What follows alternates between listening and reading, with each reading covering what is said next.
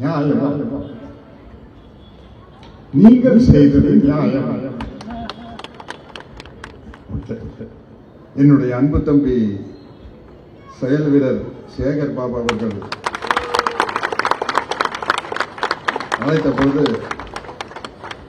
பல ஏரியா அவருடைய கட்டுப்பாட்டில் தான் இருக்குது. இன்னைக்கு அவர் தான் இந்த தலைவர். எங்க தம்பி எந்த ஏரியான்னு கேட்ட குளத்தூர்னாரு. அதனால என்னுடைய உரையை இப்படி ஆரம்பிக்கலான் இருக்கிறேன். குளத்தூர்ல பேசுறதுனால ஃபர்ஸ்ட் கேள்வி, நியாயமா? நீங்கள் செய்தது நியாயமா?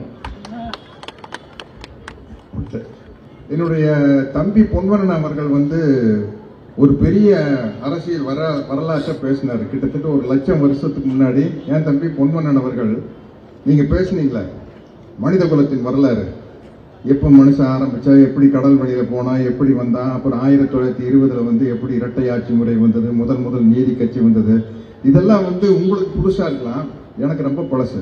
ஏன்னா இப்ப 108 எம்எல்ஏக்கள் ஜெயிச்சிருக்கிறாங்கல்ல, அவங்ககிட்ட நான் கேட்டு தெரிஞ்சுட்டேன். பெரிய அறிவுப்பட்டகம். நீங்க பேசுறது கம்மிதான். இதெல்லாம் ஒண்ணுமே நான் உங்களுக்கு முன்னாடி நீங்க அங்க பேசுனீங்கன்னு வச்சுக்கங்க, பால்காவில இருந்து கங்கை வரை பேசுவாங்க.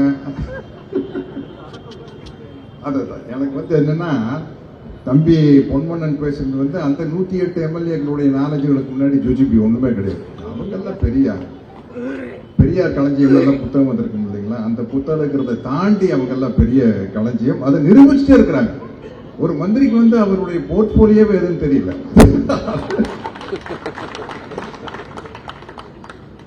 என்ன பண்றது, காமெடி தான். எப்படிப்பட்ட, அதாவது இந்த தமிழ்நாடு என்பது 1967க்கு முன்னாடி 1967 தான் முதன் முறையாக தமிழ்நாட்டில் திராவிட முன்னேற்ற கழக ஆட்சி வருது. அதுக்கு முன்னாடி காங்கிரஸ் கட்சி தான் ஆட்சியில் இருந்தது. அது எனக்கு தெரியும், தம்பி பொன்வண்ணனுக்கு தெரியும். அது ஒரு பண்ணையார் கட்சி. எங்க சொந்தக்காரங்க எல்லாம் என் மாமச்சாலாம் மிட்டாமராசு, பண்ணையாருங்க, ஜமீன்தாருங்க, அவங்க எல்லாம் தான் காங்கிரஸ் கட்சியில மந்திரியா இருப்பாங்க. அப்படித்தான் இருந்தது காங்கிரஸ் கட்சி. அது என் வயசுக்காரங்களுக்கு தான் தெரியும். 67க்கு முன்னாடி இந்த நாட்டில் நடந்துட்டு இருந்தது அந்த மாதிரி பணக்காரர்களுடைய ஆட்சி தான். ஏழை பங்காளனாக பெருந்தலைவர் காமராஜர் இருந்தாரு. பட் அதிகாரத்தில் இருந்தவங்க கூட பெரிய பெரிய பணக்காரர். முதல் முறையாக 1967 பேரறிஞர் அண்ணா தலைமையில் திராவிட முன்னேற்ற கழக ஆட்சி வந்ததுக்கு அப்புறம் தான் தமிழ்நாடு நிமிர்ந்தது. அது ஒருத்தர் பதிவு போட்டிருந்தாரு,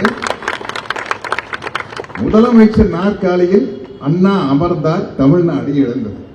பிளே ஸ்டோர் மற்றும் ஆப் ஸ்டோரில் இருந்து பாலிமர் செயலியை QR கோடு மூலம் பதிவிறக்கம் செய்யுங்கள். செய்திகளை உடனுக்குடன் பெறுங்கள்.